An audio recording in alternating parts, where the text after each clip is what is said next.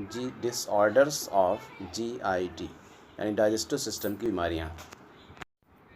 Most important disease है gastroenteritis, यानी कि गैस्ट्रिक और इंटेस्टाइन यानी कि स्टमक और इंटेस्टाइन की इंटरनल वॉल में इन्फ्लामेशन का होना।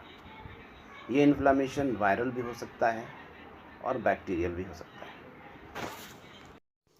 वायरल डायरिया का सबसे ख़ास जो वजह होती है, ख़ास जो कॉज होता है वो रोटा वायरस होता है और दूसरे एडिनो वायरस।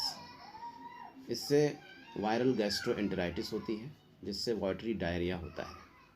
इसमें नोज़िया, वॉमिटिंग भी होती है एंड एब्डोमिनल क्रैम्प होता है। कंपाइलोबैक्टर एक बैक्टीरिया है जो डायरिया कॉज करता है। दूसरे एंटीबायोटिक इंड्यूस्ड डायरिया भी होते हैं।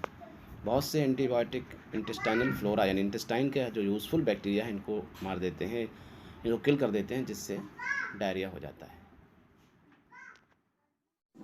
Yellow discoloration of skin is called jaundice. Jaundice के कई कॉज होते हैं, pre hepatic, hepatic and post hepatic cause. Over destruction of RBCs can cause jaundice, यानी कि जब RBCs का बहुत ज़्यादा डिस्ट्रक्शन होता है तो बाइलिरुबिन का प्रोडक्शन बढ़ जाता है।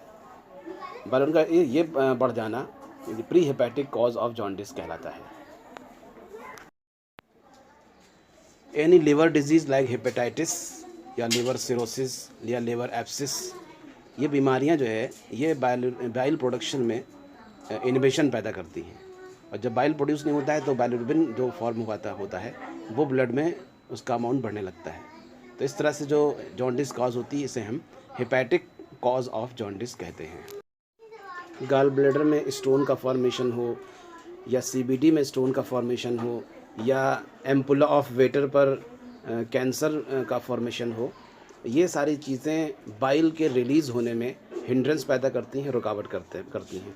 बाइल रिलीज़ ना होने की कंडीशन में ब्लड में बाइलिरुबिन का जो कंसंट्रेशन है वो बढ़ने लगता है। इस तरह की जो जॉन्डिस होती है इसे हम कहते हैं post hepatic jaundice. Inflammation of liver is called hepatitis, यानी कि लीवर में जो इन्फ्लामेशन होता है उसे हम हेपेटाइटिस कहते हैं। और यह हेपेटाइटिस वायरल भी हो सकती है, बैक्टीरियल भी हो सकती है, अल्कोहलिक भी हो सकती है और ड्रग इंड्यूस्ड भी हो सकती है। वायरल जो हेपेटाइटिस होती है उसमें हेपेटाइटिस A है, B, C, D और E, इस तरह के वायरस होते हैं जो हेपेटाइटिस कॉज करते हैं। और ड्रग इंड्यूस्ड में अगर हम देखें तो पैरासीटामॉल है और ATT जो ड्रग्स हैं वो ड्रग इंड्यूस्ड हेपेटाइटिस कॉज करते हैं। श्रिंकेज ऑफ लीवर यानी लीवर का साइज़ का छोटा हो जाना, ये सिरोसिस ऑफ द लीवर कहलाता है।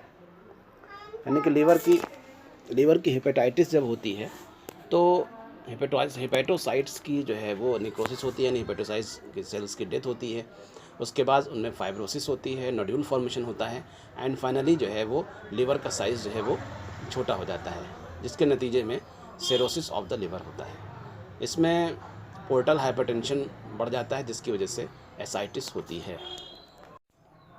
एसाइटिस एब्डोमिनल कैविटी में फ्लूइड का भर जाना होता है, यानी एब्डोमिनल कैविटी में जब फ्लूइड भर जाता है तो इस कंडीशन को हम एसाइटिस कहते हैं। Inflammation of pancreas is called pancreatitis, यानी पैंक्रियाज में जो इन्फ्लामेशन होता है हम उसको पैंक्रेटाइटिस कहते हैं। ये पैंक्रेटाइटिस एक्यूट भी हो सकती है और क्रोनिक भी हो सकती है। इसमें एब्डोमिनल पेन होता है और नोज़िया एंड वॉमिटिंग होती है।